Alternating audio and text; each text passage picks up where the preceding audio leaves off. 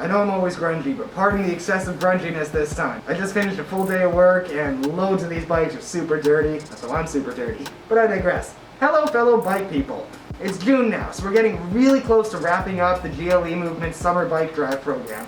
We've donated almost 100 bikes to local students so far, and we've just got a few more to go before we're done for the season. Now when we started this, we really didn't care what kind of bikes we were giving out as long as they were safe to ride and all in good condition and working. But since the program's developed a bit, we've had a lot of students making specific requests for BMX bikes, road bikes, 24-inch mountain bikes, whatever they happen to be into. But BMX is by far the most in-demand style of bike right now. And this particular bike is a really high-end model that I'm going to rebuild and customize for one of those local riders. Now obviously because they're high school students, we're not using their names, we're not using any photos of them, but she is a high school student who's looking to get into BMX, and she's had a BMX before, which it was an entry-level bike, it worked okay, but this is going to be her first really high-end BMX, and this is going to provide a lot more opportunities with BMX as a sport, instead of just a look for when you're pedaling around with your friends. So this is a Norco Deviant, which was one of their higher-end models back when Norco was making a full line of BMX bikes. The only model above this was the Rev, which was the full-on pro model. This is essentially the same frame with a few slightly more entry-level parts, like the pinch bolt type cranks instead of press fit cranks. But other than that, this is really close to a full pro level build. We're talking all chromoly tubing, we're talking machining to save weight, everything you could want on here, even removable brake mounts. This is one of my favorite features, the special seat post mount in there. So unlike most bikes which have a collar which slides down over the frame and clamps onto the post, this one has a wedge system inside the frame there. This is the same kind of thing you saw on the higher end premium and Haro models back in the day. And the reason you're seeing it here is because when Norco did a full line of BMX bikes, to my understanding they were manufactured by Haro and Premium, which are a much higher quality BMX builder than Norco themselves. So one of the first things we're going to have to do is put the wheels back on. These bikes all came from the local transit service and they were abandoned on the buses. My Way, which used to be known as Mississauga Transit, donated these bikes to the GLE movement, but they're all in a state of disrepair. This is just the best one, and I'm going to be putting some of the best parts from this collection on it. In this case, these are sealed bearing wheels with double wall rims and Federal tires. These tires are a wicked upgrade. Super puncture resistant, really long lasting, smooth sidewall for grinding. These are great BMX tires. And I think once I get them cleaned up a bit, the pink surface is going to be a bit more visible than it is now. These should look pretty good on here.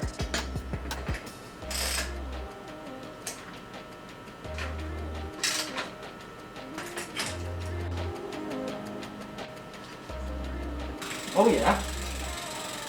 Yeah, those are pretty good on there. Nice chubby tires. Look how little clearance there is here. That's so nice. It just fits. These look great on there and they're gonna ride really nicely. Next up, I gotta add a seat and some grips, and then just gotta give it a nice clean up and maybe add some pegs before it's good to go.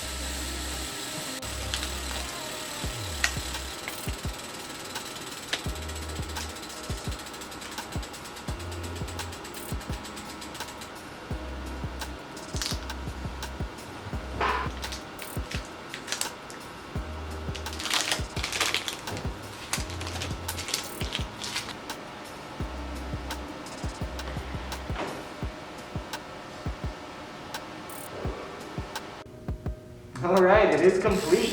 This thing's pretty awesome. I did my custom cycle path graphics and a few other little stickers that Brianna and I made. This thing's gonna look great once it's out there in the sunlight. And you can see just behind the new Norco is that Haro that I had from a few videos ago. Now, that one wasn't in an episode of Project Used Bikes, but I did a how to get a bike on a really tight budget or how to find a bike during the shorted type of video. That black Haro in the back there is the one that's going to Janice, the teacher who's running the GLE. I originally picked it up as a project bike, but she needs a good BMX to be able to ride with her kids and her students. So I think that's gonna be perfect for her. And the rider who's getting this Norco, I think they're gonna have a ton of fun matching Miss Lowe. This is gonna be pretty awesome.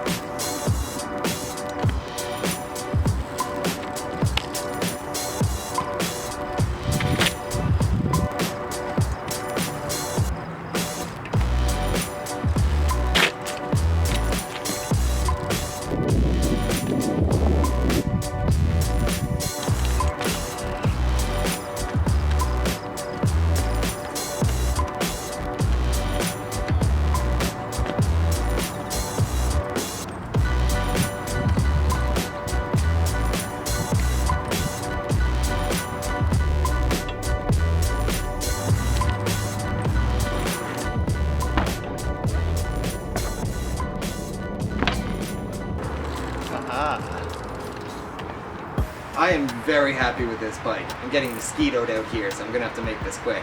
But yeah, it rides just like I hoped it would. Now, it does ride a little on the stiff side, but I think that's just because I have the tires a bit over pumped. I'll go a bit softer on those, but other than that, the bike is really responsive. It feels good to ride, it vibrates nicely. It's just a good all-around, high-quality, full chromoly, all sealed bearing BMX. This is really what you want to get into BMX as a serious sport. And I'm really happy this bike turned out this well, because the home Janice and I have planned for it, I think it's going to get put to some good use. Like I said, she's had a BMX before, but not a really good one. It was just kind of a BMX style kids bike more than a true BMX. So this will be her first real BMX, and this thing's going to be awesome. Now before the mosquitoes eat me to death, I'm going to get a bit preachy for a second. So BMX, like the rest of the cycling world, is mostly a male-dominated sport, and let's be honest, there's no good reason for that. That's just status quo from back in the day when boys were expected to play with G.I. Joes and girls were expected to play with Barbies, but we know better now. The problem is, a lot of the bike industry is taking a lot of time. They're kind of slow to catch up to that. And only recently has BMX really started making big steps towards supporting women in the sport, or people just other than straight white men.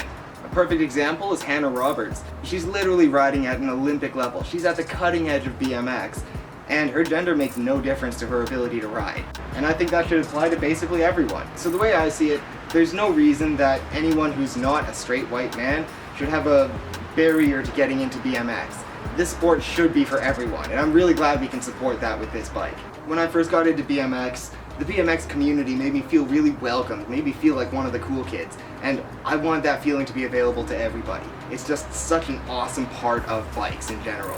So like I said at the beginning of the video, we're getting close to wrapping up GLE's bike program for this summer. We have a few more bikes to give out, we have our pop-up bike shop that we're doing in Malton, and we have a community bike ride to plan once it's safe to do so. You can expect a few more videos in this series on that, and then Project Use Bikes is going to switch over to the other group I'm working with, which is Peel Multicultural Council and the Mississauga Cycles program. I've mentioned them in a few past episodes, but they're finally back to business, so I'm going to start getting back to content involving them. And for now, I'm kind of tempted to end this video and go take this thing out for a nice late night ride, because it's such a nice bike.